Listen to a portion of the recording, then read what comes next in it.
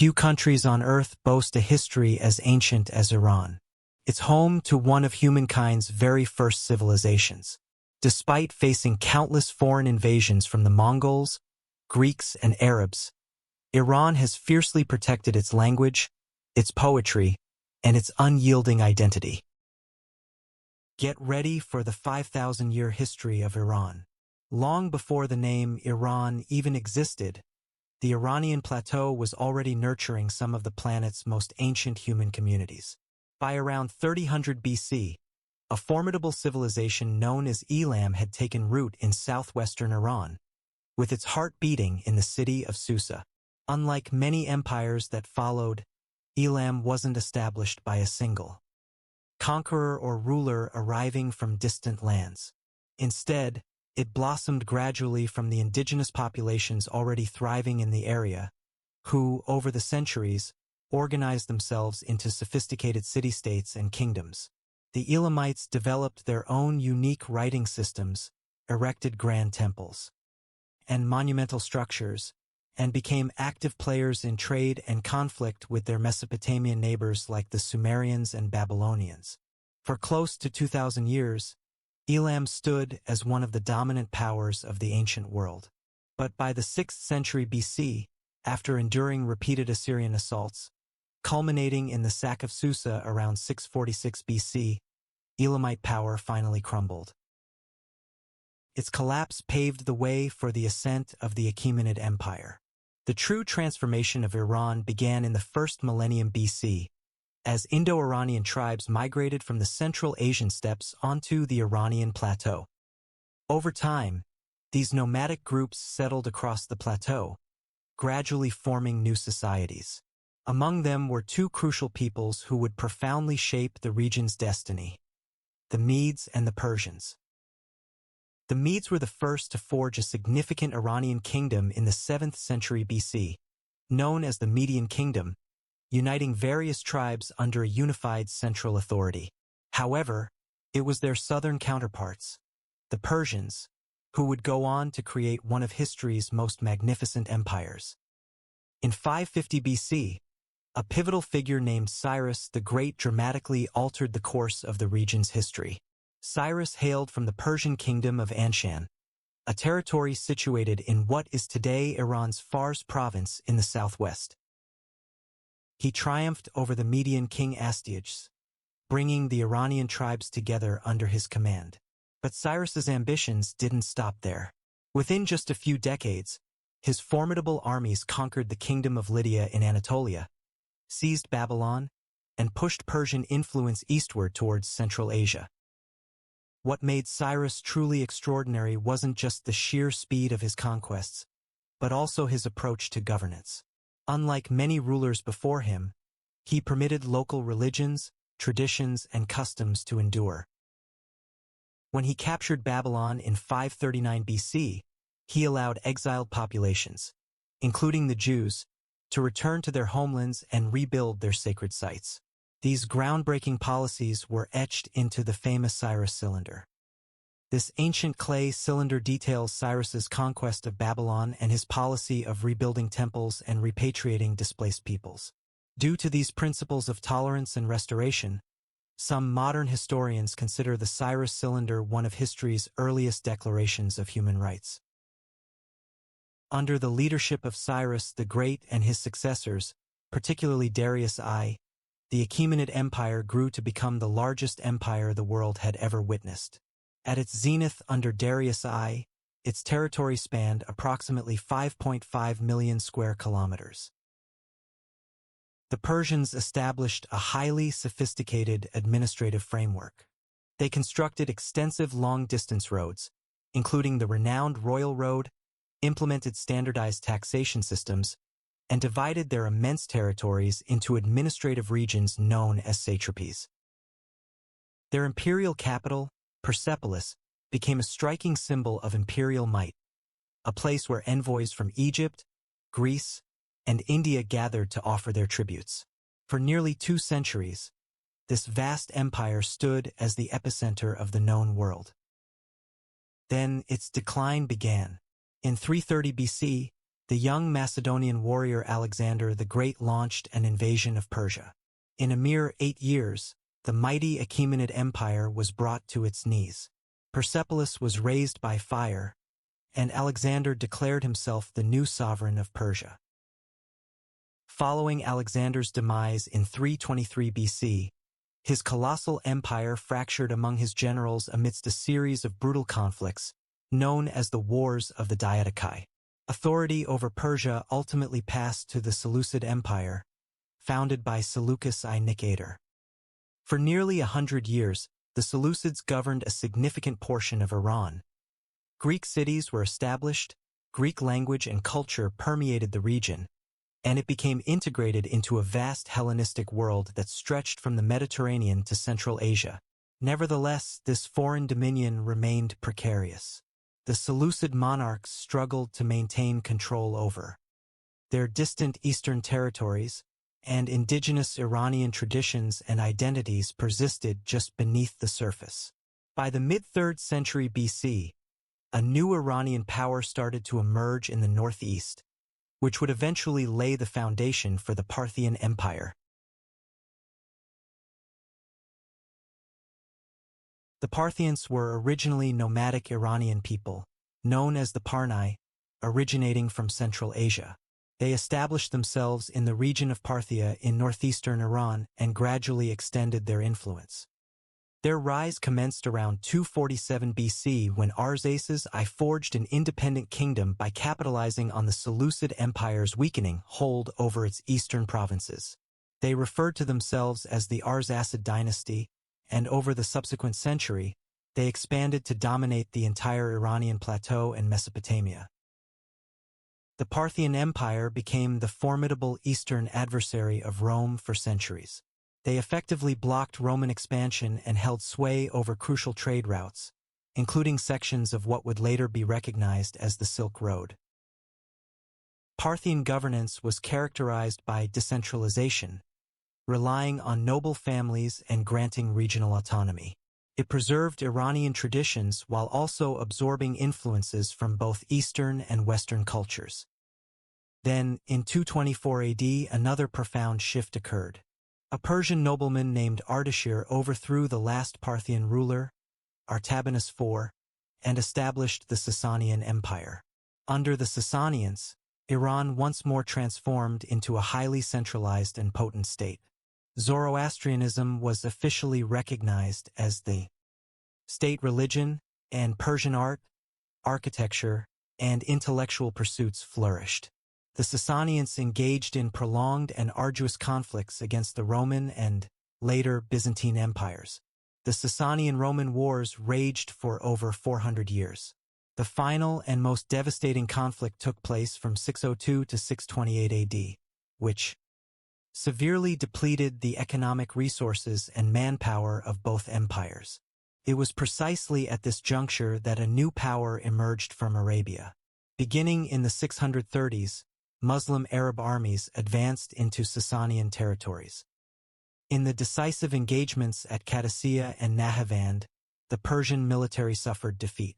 The last Sasanian king, Yazdijerd III, fled eastward and was assassinated in 651 AD, signaling the end of the empire. With the empire's collapse, Iran gradually became integrated into the burgeoning Islamic world. Islam slowly disseminated throughout the region, fundamentally altering its religious character.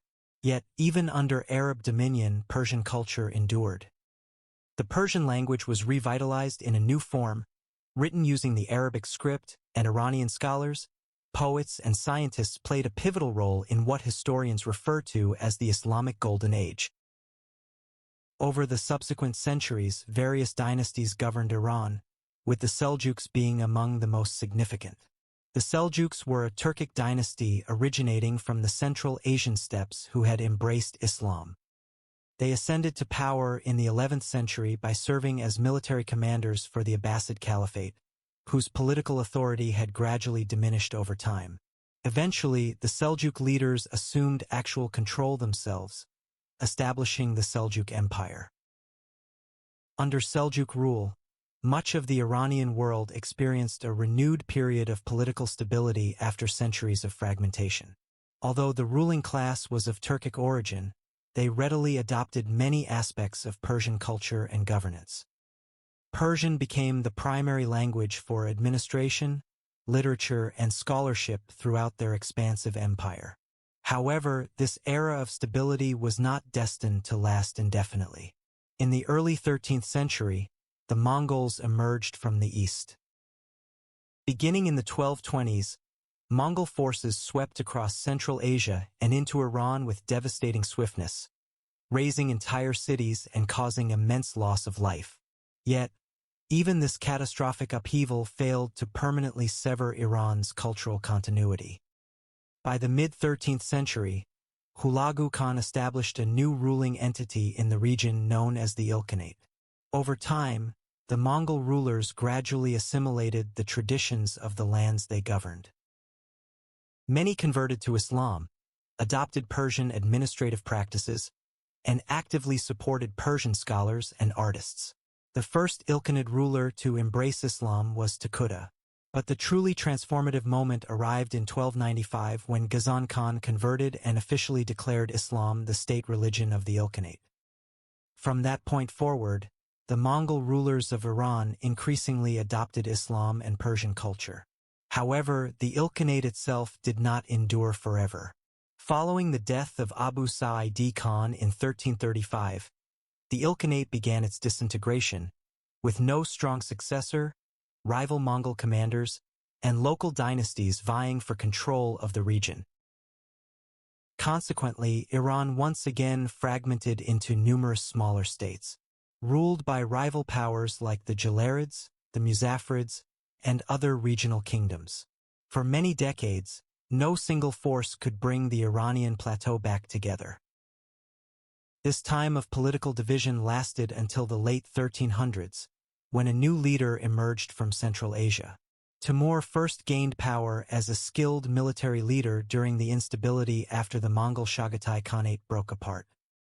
Through a mix of partnerships and constant military action, he steadily defeated competing tribal chiefs and ultimately created the Timurid Empire. While his military campaigns were often destructive, and many Iranian cities suffered greatly during his invasions, the Timurid era later bloomed into a significant time of cultural renewal. Timur and his descendants supported Persian scholars, builders, and artists. Cities like Samarkand and Herat became thriving hubs for Persian writing, architecture, and knowledge. However, the Timurid Empire gradually weakened throughout the 1400s as opposing groups battled for control. Iran once again broke into smaller territories governed by competing ruling families and tribal alliances.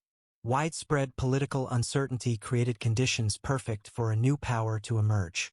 Then, in 1501, a pivotal moment forever changed Iran's identity. A young commander named Ismail I established the Safavid Empire.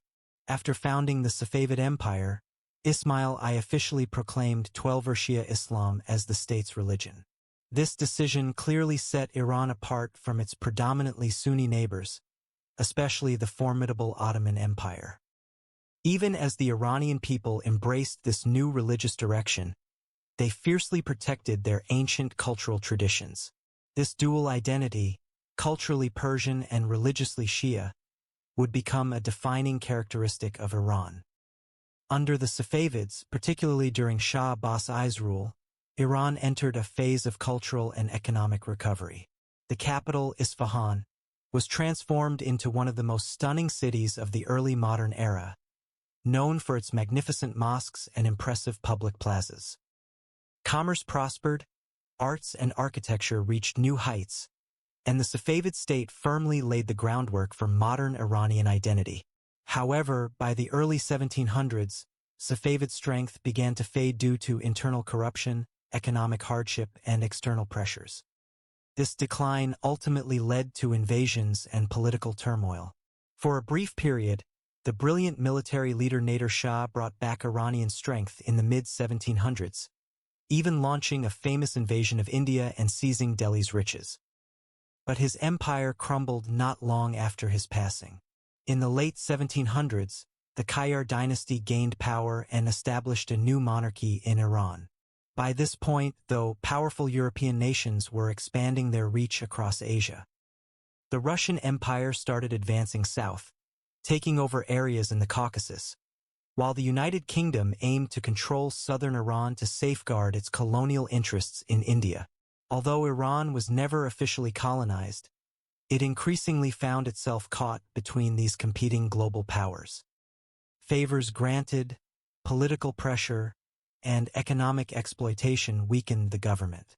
By the early 1900s, the discovery of oil further intensified foreign meddling, which sparked public unrest. The 1906 revolution, known as the Persian Constitutional Revolution, was triggered by foreign interference. The populace compelled the Shah to grant a constitution and establish a national parliament. For the very first time in Iran's extensive history, people had hope for a government limited by law instead of absolute rule, but it didn't materialize. The rival empires of Great Britain and Russia feared a strong, independent Iran. With their support, the Shah suppressed the movement, plunging the country back into instability.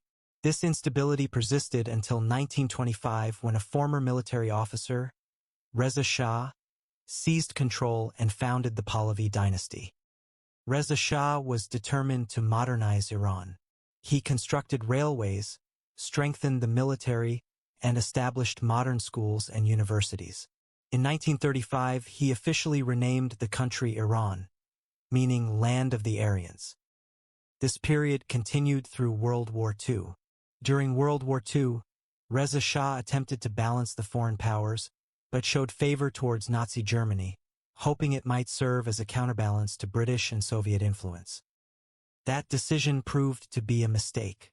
In 1941, Allied forces from Great Britain and the Soviet Union invaded Iran, forcing Reza Shah to step down and installing his young son, Mohammad Reza Pahlavi, as the new ruler. The new Shah initially ruled under intense political pressure, and in 1951, a captivating nationalistic leader, Mohammad Mossadegh, became prime minister and took decisive actions. He brought Iran's oil industry under national control, taking it away from the British-owned Anglo-Iranian Oil Company. Britain reacted with economic penalties and a worldwide oil embargo. When Mossadegh refused to yield, Britain secretly reached out to the Central Intelligence Agency. In 1953, the CIA and British intelligence orchestrated Operation Ajax, deposing Mossadegh and reinstating the Shah's power. Following the coup, Mohammad Reza Shah governed with considerably more authority.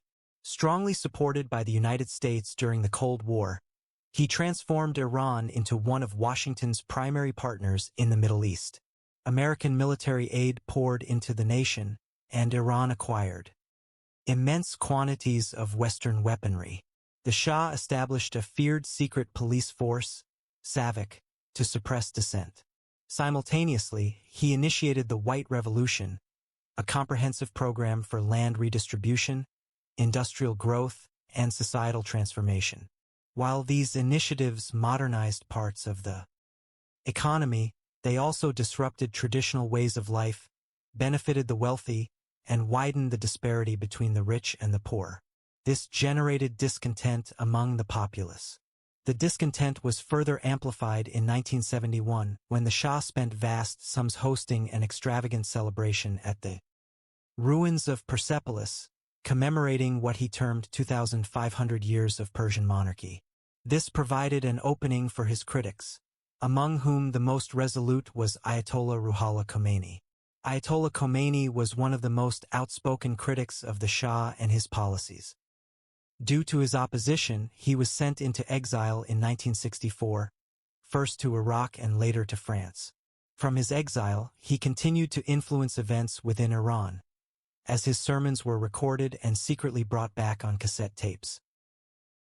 He depicted the Shah as a cruel ruler dependent on the United States and called for an Islamic system founded on justice, independence, and aid for the underprivileged. His message gradually gained momentum, and by 1978, protests had escalated into a nationwide uprising. Millions of Iranians filled the streets, and the regime's attempts to quell them only fueled the unrest. On January 16, 1979, Mohammad Reza departed the country. Just weeks later, on February 1st, Khomeini returned to Tehran to an enormous welcome.